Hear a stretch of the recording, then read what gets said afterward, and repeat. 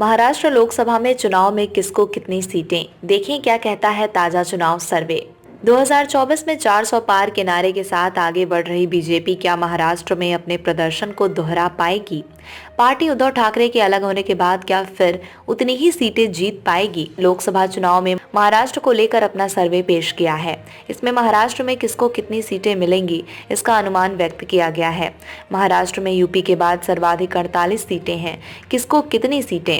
Times now नव भारत के सर्वे में सामने आया है कि बीजेपी और शिवसेना शिंदे की अगुवाई महायुति ग्रैंड अलायंस यानी एनडीए राज्य में लगभग पुराने वाली स्थिति में रहेगा। एनडीए को राज्य में 39 सीटों पर जीत मिल सकती है। सर्वे में कहा गया है कि महाविकास अघाड़ी एमवीए यानी इंडिया अलायंस को 9 सीटों पर जीत मिल सकती है। महाविकास अघाड़ी में कांग्रेस के साथ शिवसेना यूबीटी और शरद पवार की पार्टी एनसीपी शरद चंद्र पवार शामिल हैं।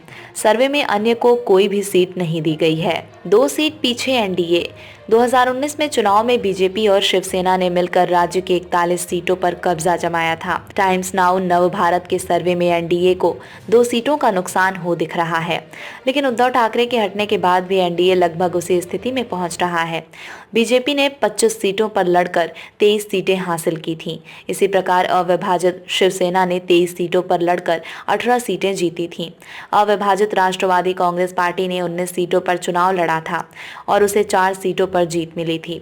कांग्रेस पार्टी ने 25 सीटों पर चुनाव लड़ा था तो उसे सिर्फ 1 सीट पर जीत हासिल हुई थी। 2019 के चुनाव में 1 सीट पर एआईएमआईएम और 1 सीट निर्दलीय के खाते में गई थी।